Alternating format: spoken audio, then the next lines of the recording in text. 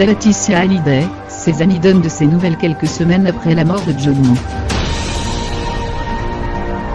Le 6 décembre dernier, Laetitia Hallyday annonçait dans un message poignant la disparition de son homme. Alors qu'il se battait depuis des mois contre un cancer du poumon, Johnny Hallyday est décédé à l'âge de 74 ans, laissant toute une famille et des milliers de fans dans la douleur.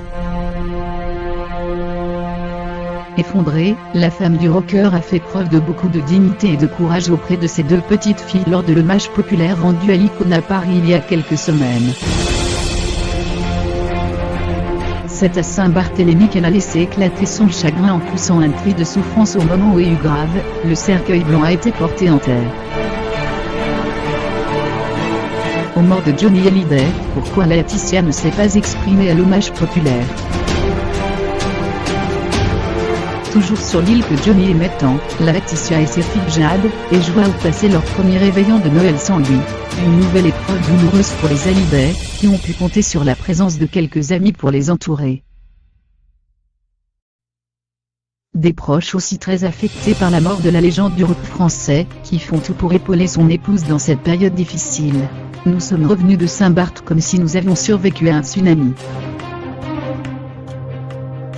En perdant Johnny, nous avons perdu le centre de notre vie.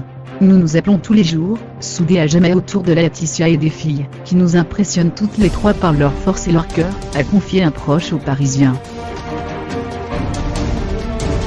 Jade a en effet repris l'école et la famille devrait rester encore un peu aux Antilles avant de retourner vivre aux États-Unis. À chaque jour suffit sa peine. Laetitia prendra sa décision en temps utile, en fonction de la scolarité de ses filles, explique une amie de la maman, au moins jusque fin janvier. Ensuite, elle reviendra vivre à Los Angeles, vendre à Marne la coquette et prendra probablement un pied-à-terre à Paris. C'est ce que Johnny voulait.